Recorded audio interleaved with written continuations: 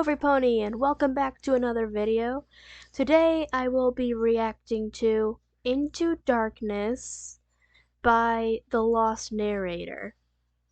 I haven't heard anything about this. It's a new story. So yeah, I guess let's just get started.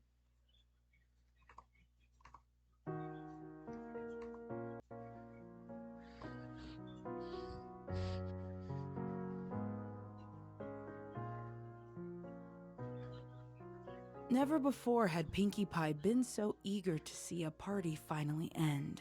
Still, she had put on her very best and very brightest hostess smile as she watched her costumed guest slowly trickle out the front door of Sugar Cube Corner. Twilight carried a sleeping Spike upon her back, the two of them dressed as a dragon and knight, respectively, Alright. while Applejack herded the Cutie Mark Crusaders. Applejack was dressed as a scarecrow, just as she did every year, while the Crusaders were the Three Musketeers. Pinkie overheard something about a sleepover at the Crusaders' treehouse, but quickly became distracted by the superheroed costumed Rainbow Dash, who coaxed Fluttershy into leaving the relative safety of the bakery to head back home. Fluttershy wasn't wearing a costume, but that was okay. This was only the second year that she had actually ventured outside of her cottage on Nightmare Night after all. Pinkie could always try to convince Fluttershy to wear a costume next year. As her friends dispersed into the night, Pinkie faithfully remained at the door, smiling and waving. Only after the darkness had swallowed them up did Pinkie let go of the smile that hurt to hold in place. The smile that she could feel cracking around the edges. Tiredly, she turned around and glanced around the bakery's first floor. It truly was a sight to behold.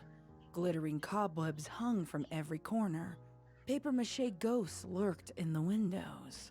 Okay. And over the rafters there crisscrossed streamers in the range of dark gem hues.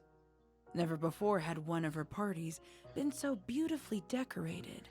And as much as Pinkie prided herself on her party abilities, she knew this time it had nothing to do with her. She sighed, a long deep sigh that left her chest feeling empty. Then, after taking another admiring look around, she stripped off her own costume, a white fluffy cat, and dropped it unceremoniously onto the floor. Turning off the bakery lights, She she said? stepped outside and shut the door behind her. The clouds gleamed a ghostly silver as they crowded the skies above Ponyville, almost completely masking Luna's full moon. Fortunately, Pinkie Pie knew Ponyville as well as she knew the back of her own hoof, and she carefully trotted along the now hidden paths that led from Sugar Cube Corner down to Carousel Boutique. As Pinkie made her way through Ponyville, the town's houses stood dark and still. All the candy had been eaten, and all the costumes had been put away. All the foals had been put into their beds, to dream of zebras casting devilish spells, and of nightmares given living pony form. Another nightmare night had almost reached its end. Almost, but not quite. The tip of Carousel Boutique's roof was the only thing truly visible as Pinkie reached Rarity's home.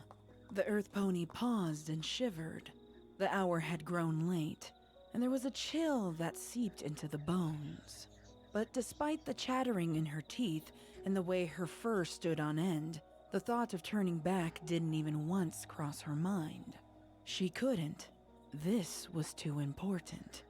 Rarity had not been at the party, and no pony missed a Pinkie Pie party. It simply wasn't done. It was barely even conceivable. Even worse than missing one of her very best friends at the party, however, was the fact that Pinkie knew exactly why Rarity hadn't come. Pinkie knew exactly whose fault it was. Rarity had told her a secret. Last night, they had been in the bakery, decorating for both the holiday and Pinkie's party. Rarity had brought over a box of supplies, ribbons and fabrics, and all manner of crafting items from her own personal stock. And together, they worked while the hours flew by. Rarity had put up streamers, while Pinkie Pie had baked her cookies. Pinkie Pie had arranged the tablecloth just so, while Rarity provided instructions, interspersed with the latest and juiciest town gossip. For hours, they had labored to make Sugar Cube Corner shine and sparkle like a spooky jewel. And then, when they had finally finished, Rarity asked Pinkie to sit down with her for a cup of tea and a plate of scones.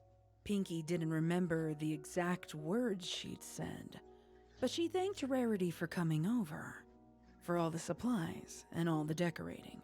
Giggling a bit, Rarity had reached across the table and laid her hoof over Pinkie's own. Pinkie had grinned at Rarity, had grinned even bigger than before, that was, and Rarity had grinned back. It hurt, now, to remember that grin, to feel that keen absence What of its happened? warmth and its affection. Is Pinkie should have known, did she die perhaps, eventually? when Rarity's eyes darkened and when Rarity's voice trembled. Perhaps Pinkie should have realized the secret that Rarity had to share. But she hadn't.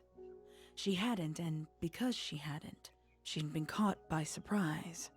And so, Pinkie had done what she had nearly always did when she didn't know what else to do. She laughed. She laughed, a big bark of a laugh. And even though she had swallowed it down as quickly as she could, the damage had been done. She had known it instantly too. Rarity must And think that she had Pinkie was known it laughing even at without her. seeing the hope in Rarity's face crumble like a cold castle wall, and the light in Rarity's eyes fade away like a ghost. I'm sorry. She had said in a stark tone, not sounding sorry at all, as abruptly as she stood. I didn't realize you would react. So, well, no matter. I was obviously mistaken and I do apologize. And Rarity feels Pinkie hurt, hadn't seen doesn't- Rarity since. All tonight, throughout the entire party, she'd found her eyes drifting towards the front door, just in case a late partygoer happened to arrive. Every time she heard the door open, her heart leapt at the thought that it might be Rarity who had come walking in, with that dazzling smile and words of forgiveness on her lips. But Rarity never did. Now, standing in the front of the boutique, staring up at its imposing spires as the wind howled through the empty streets of the town, Pinkie hesitated. She rubbed one foreleg up and down the other, frowning thoughtfully. On the one hoof, she and Rarity really needed to talk. That's what friends were supposed to do when things weren't right. Pinkie knew nothing would get better until they talked. On the other hoof, the boutique's living room windows were completely dark, and the hour had grown much later than was probably acceptable for a social visit, strictly speaking.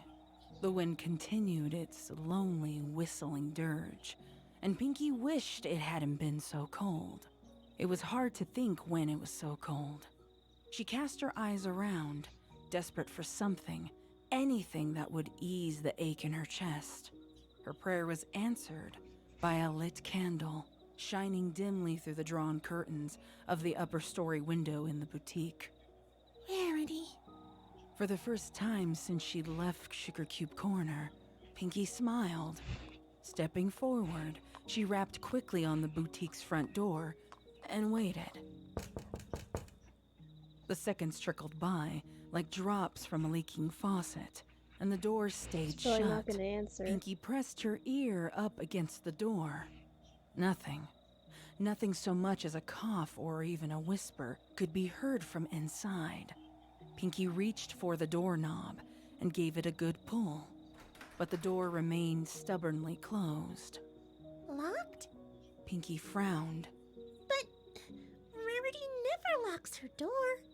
The earth pony backed up a few steps and stared up at the window above, where the candle flickered behind the curtains and glass, reaching out to her with its promise of warmth light, and Unless if Rarity. she's purposely locking Pinkie out bit Pinkie her Pie, lip. then something's Twilight had happening. told her it was very rude to barge in on other ponies' houses, and Pinkie supposed that Twilight was probably right. Twilight usually was, but still, this was important. A sort of creeping dread churned in her stomach, heavy and oppressive. And Pinkie decided that this time, Twilight simply had to be wrong. With a resolute nod, Pinkie trotted around the perimeter of the boutique. She kept her ears perked, and when she heard the sudden clatter of her own hooves against the wood, she stopped. Directly beneath her lay the door to Rarity's basement.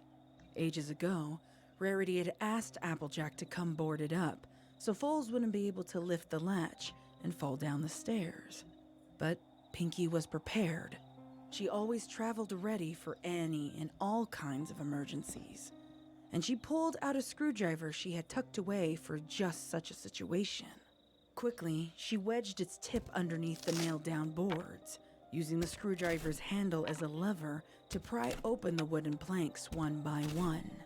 The basement proved dark and stank of old rot and mildew, a suffocating stench that choked like a garrote, and Pinkie tripped over mostly obscured roadblocks as she picked her way across the room. The door leading back outside slammed shut behind her, echoing throughout the large subterranean room, and Pinkie stifled a yelp. Whereas before the room had been dark, now it was utterly pitch black. By There's memory, probably a demon in Pinkie there felt or her some way towards the sort of stairs creature that led up in to the there with first her. floor of the boutique. Still, she heard nothing except the too loud sound of her own hooves against the concrete. Pinkie would have thought it unnerving had she been the type of pony to get unnerved. She breathed a sigh of relief upon reaching the door leading upstairs, as she pushed it open and stumbled into the blessedly fresh air of Rarity's kitchen. But the relief was short-lived, as almost instantly a voice called out from the second floor. Who is it? Who's down there? Pinkie squared her shoulders. This was it. This was her chance to make things right. Hiya, Rarity. It's me, Pinkie Pie. She called back in a voice as cheerful as possible. There was a long pause, long enough that Pinkie wondered if maybe Rarity hadn't heard her. Finally, Rarity replied. You must leave the house. Now, Pinkie. Her voice sounded ragged and rough, like an unpolished stone, almost as though she had been crying. I will talk to you tomorrow if you want. But right now you have to leave. Undeterred, Pinkie had made a beeline for the stairs that led to the boutique's upper story. The We all stairs know Pinkie creaked Pie. She's under not going to hooves give up with that each easily. step, and they sounded almost painfully loud in the otherwise dead silent house. I can't leave until we talk, because I know you're really upset with me, Rarity, and I don't want you to be. I'm not upset. But please, Pinkie, go away.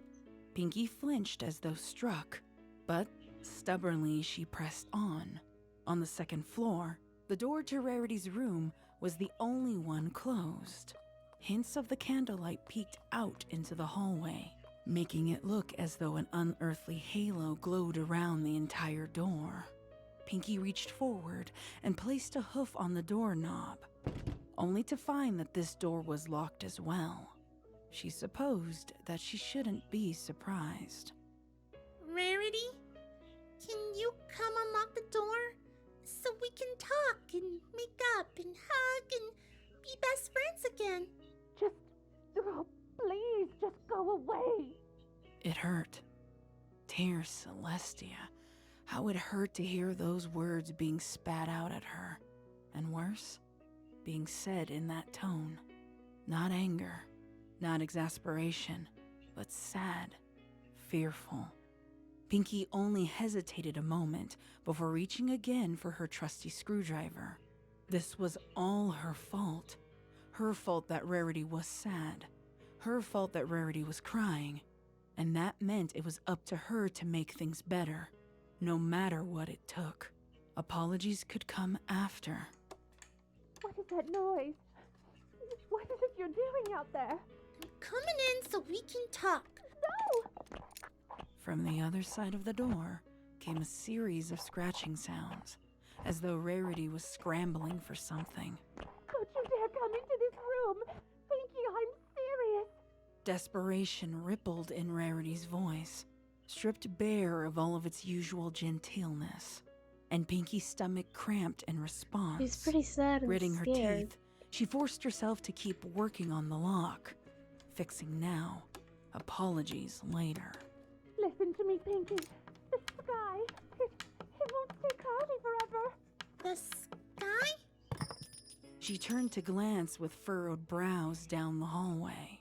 Sure enough, slight illumination trickled out the open doors of the other rooms, spidery fingers of pale moonlight creeping along the hallway floors. A sudden slam from the other side of the bedroom door caused Pinky to jump.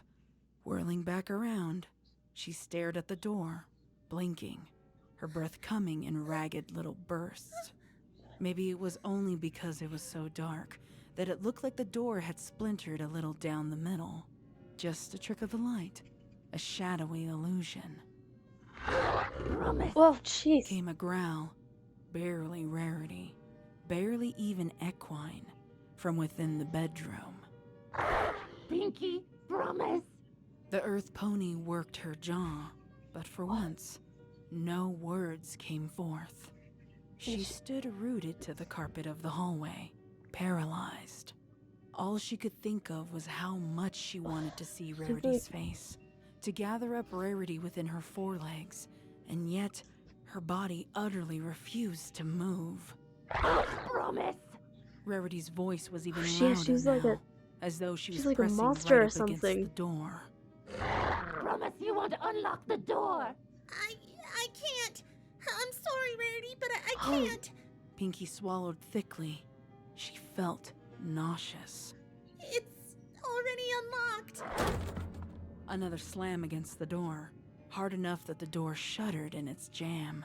Still, Pinky didn't move. You foolish... Run, Pinky! No! A third slam, the hardest yet, sounding like a cannon blast in an otherwise still house. Then the door cracked open, just a few inches. The smell What's of the- something like sulfur, sour, Is that like a putrid, werewolf? hit Pinky's senses first. She gagged on the stench and staggered back a few steps. Only then, with a bit of distance, did she notice the pair of eyes staring out at her from the small opening in the doorway. That same lovely shade of blue she knew so well, dark and deep like the ocean, and yet not quite the same. They glittered in a way Pinky had never seen before, practically pulsating with a strange and malevolent light. They stared out at Pinky, unblinking, unwavering, unnatural. Rarity's eyes. And yet somehow, not Yeah, her Rarity. eyes are glowing. Of course it's unnatural. Rarity? Run, whispered not Rarity. Pinky's hooves moved without conscious thought, taking the stairs 2 or 3 at a time, her heart in her throat. Behind her, she heard the bedroom door crash open. A second later, came the thuds of hooves against stairs, coming quick and fast and thundering loudly. Pinky skidded to a halt right before smashing face first into the front door of the boutique, and her forehoof scrambling to the doorknob so she could... Locked. Somehow the door was locked from outside. The question of how that had happened and why crossed her mind for the slightest of moments, until the smell of hot sulfur sent her sprinting once again. She whipped around a corner and headed for the kitchen. If she Rarity could is just not reach the okay. basement, she could leave the same way she had come in. She's either She dead or could escape possessed. and make a run for Twilight, and she would know what to do. Skidding across the kitchen's linoleum, Pinky threw herself against the slightly ajar door that led to the basement. She tumbled down the stairs, and as the door slammed shut behind her, Once again, Pinky found herself plunged into total darkness. With agonizing slowness, she waded through the sea of junk scattered along the basement floor, stumbling over a box here, tripping over a raised pipe there. Finally, she reached the door that led back outside, and she pushed up against it. It didn't budge. Pinky shoved harder, putting her whole weight into the effort, but it wouldn't give an inch. It's magic. Pinky whirled around. Near the top of the stairs, directly in front of the still shut door, Pinky could see a pair of gleaming blue eyes. She shouldn't have been able to see those eyes. She shouldn't have been able to see anything in the dark basement. But there they were, like twin lighthouses, threatening danger. The doors, that is. It's magic meant to keep me trapped inside. She doesn't like it much when I come out to play. Pinky Oh, pressed it's her like- body against the basement wall, her sweat cold and clammy It's like some against sort the of concrete, and spirit tried or to control something her in breathing. Rarity. Stand up tall. Nice, slow breaths. Stand up tall and don't look away. But now you're trapped too, aren't you, Pinky? She never thought of that. Foolish, really. Who are you? Pinky managed to stammer out, the words scratching her throat like thorns. Now that would be telling, wouldn't it? And I do know how strongly you feel about keeping secrets. Let's just say I'm an example of why you oughtn't underestimate the powers of the elements of harmony or the perils. Keep breathing. Just keep breathing. As quietly as she could, Pinky began edging her way around the perimeter of the room. Her gaze never faltered. Her gaze never left those glowing eyes, and in turn, those horrible eyes never left hers. Stay standing. Baby steps. One hoof after the other. Generosity is so very last year, darling. Survival of the fittest is what's in, what's fresh, what's now. And I'm afraid only one of us shall be surviving this night. Pinky said nothing. She simply continued her slow crawl, back pressed against the sturdy, comforting concrete, until she finally found what she had been searching for. Instead of rough concrete behind her, it was smooth, cold glass. Not quite perfect, perhaps, but good enough. At least she'd hoped it'd be good enough.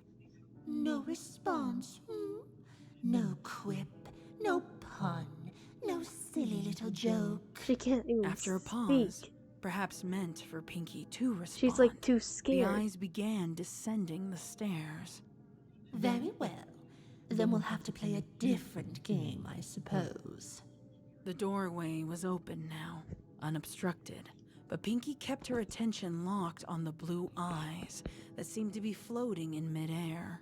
Slowly, deliberately, almost languidly, the eyes approached her, tracking her, stalking her.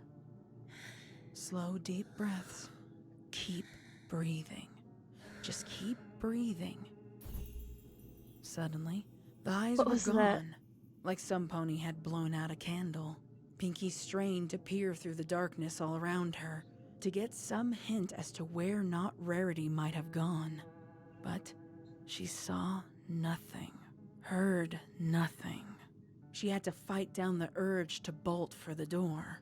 Instead, she stood motionless, holding her breath and listening intently. My poor dear Pinky. So lost, so confused. Not Rarity's voice sounded as though it came from nowhere and from everywhere, and Pinky's head hurt from how mixed up she felt. Stubbornly, she locked her knees to stop them from shaking and did her utmost to ignore the pounding of her heart. And then she smelt it. The sulfur. She gagged when the stink of it hit her, but she didn't move. She didn't flinch. She waited quietly, nervously, still listening for a cough or sneeze, or heavy breathing, something, anything. And then her tail started violently twitching. Oh, that was her Pinky tail. leapt forward. Less than a second later, she heard the crash of a mirror shattering into 100 little shards, followed by a high yelp of pain. Wasting no time, Pinky dashed towards the stairs, only tripping once along the way before she managed to reach the door. She threw it open and blinked rapidly as the moonlight from the kitchen assaulted her eyes. Now autopilot on, she headed for the second floor, for Rarity's bedroom. She panted heavily as she ran, thick saliva coating her throat, tearing through the shadowy house with its 2 long halls. Her heart hammered against her ribcage, and her blood pounded in her ears like a drum. But even through all that, it was impossible to miss the sound of the thing that was not Rarity, as down below it clambered back into the kitchen. Pinky found the scattered remains of the door in Rarity's bedroom, lying in the hallway, and leapt over its splintered corpse and into the room beyond. The candle in the windowsill still burned, and long thin shadows danced along the walls and floor.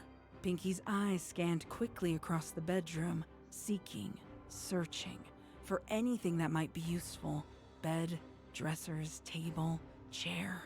Eventually, but perhaps inevitably, her gaze fell upon the tiny flickering flame of the candle. Just a second later, she was joined by those wicked, soulless eyes. And for the first time, Pinky actually got a look at her pursuer. A huge shadow stood over 2 ponies tall, with a vaguely canine head and a broad, powerful body. Those blue eyes shone hard and cold as diamonds. Wolfish. The corners of the shadow's massive jaw were pulled back and up, an ugly parody of a grin, until finally, it noticed the candle held between Pinky's front hooves. You're bluffing. You wouldn't dare hurt Rarity. The shadow sounded hesitant, slightly unsure. Pinky took a step forward. With the candle? You're not Rarity. The shadow licked its jaws, a strangely contemplative gesture. Perhaps not. It lowered its head, so that they were now eye to eye. And perhaps I was wrong. After all, you've already hurt Rarity, haven't you? Pinky frowned. It was a trick, and she knew it was a trick. But the trick worked its poison, and all at once the events of last night rushed back to her. The dark quiet of Sugar Cube Corner, tea, gossip, and giggles, restrained just enough to avoid waking the twins. Rarity's hoof on hers, heavy and warm. Rarity's eyes, eager, brilliant, not hard or cold in the least. The secret, the laugh, that terrible look on Rarity's face, of something breaking, of something dying, followed by the sudden stiff formality, and an ache deep in Pinky's chest, like a maelstrom sucking down all the joy, as Pinky had watched her friend walk right out that door. Across the bedroom, the shadow didn't move, neither forward to attack nor backwards to retreat. It just stood there, staring, waiting patiently, like a cat playing with a mouse. Swallowing hard, Pinky took another step forward, holding the candle like a sword at the ready. I never meant to hurt her. I'd never, ever, ever hurt one of my friends on purpose. Especially not Rarity. Your lies will do nothing for you. I hope you realize that. I'm not lying. That's why I came here tonight, you know? To say I'm sorry and make things better. Lies! You heard everything I had to say and you laughed at me. At her. You were Bring out cruel and you were emotions. heartless. Pinky's ears twitched, and she took a deep breath. Still, Her heart raced, It quicker was than like she had so ever hard guessed that it whenever could, and still her Mr. This breathing is sounded came too out, ragged in her ears. But the fear, while still present, was different now, deeper, and impossibly even scarier. Pinkie had never been a pony to think before she spoke, to plan out what she would say or how she'd say it, but she knew whatever she had to say next had to be exactly right. What she said next mattered more than anything else she had ever said, and it was not just for her own sake. So, she used those precious few moments of silence to think and plan and offer a wordless prayer to whatever or whoever might be listening. The candle between her hooves felt as though it weighed as much as a boulder. Finally, looking straight into those blue eyes, Pinkie whispered, I'm sorry. I'm so sorry I hurt you, Rarity. I was just surprised, okay? I was surprised, and sometimes my mouth kind of reacts before my brain can think up something smart to say because sometimes I'm not a very smart pony, and I'm really super sorry. Suddenly, the shadow's grin came back, a bit smaller and less cocky than before. You're only sorry now, of course. Don't think that I don't know. But it's a little completely too late. denying it. It won't save you. I never thought saying I'm sorry would save me. The grin grew larger, becoming a smirk, and the shadow slunk forward. A pitiful little candle isn't going to stop me. You've no idea what I can do. No idea what I truly am. When I'm finished with... Last night, you told me that you loved me. That's what's gonna save me. At that, the shadow froze. Perhaps it was simply Pinkie's imagination, a trick of the dimming light, but she could swear that the shadow's eyes softened just a bit, became just a little less stone. Are you quite certain about that, darling? The words were soft, She barely cares audible, for Pinkie. still spoken in that gravelly tone, still slightly mocking, brutal as a sledgehammer, and precise as a scalpel, and yet... If you really wanted to hurt me, you could have done it already. This whole time we've been talking, you could have done something, but you didn't. It's gotta mean something. Pinkie hazarded a glance He's got a down at the point there. candle, at its warm and glowing flame, before returning her gaze to those deep blue eyes across from her. But even if it doesn't, even if I'm wrong, one thing I'm absolutely positively sure about, I'm not gonna hurt you. Not now, not ever. The shadow shook its head, slowly, almost sadly. Pinkie didn't know what that meant. She decided it was best not to think too much about that. Pinkie Pie smiled gently into those blue eyes. You wanna know why, Rarity? The shadow didn't speak. It only just kept staring, Because I love you too. said Pinkie, leaning forward to blow out the candle. The room fell into darkness.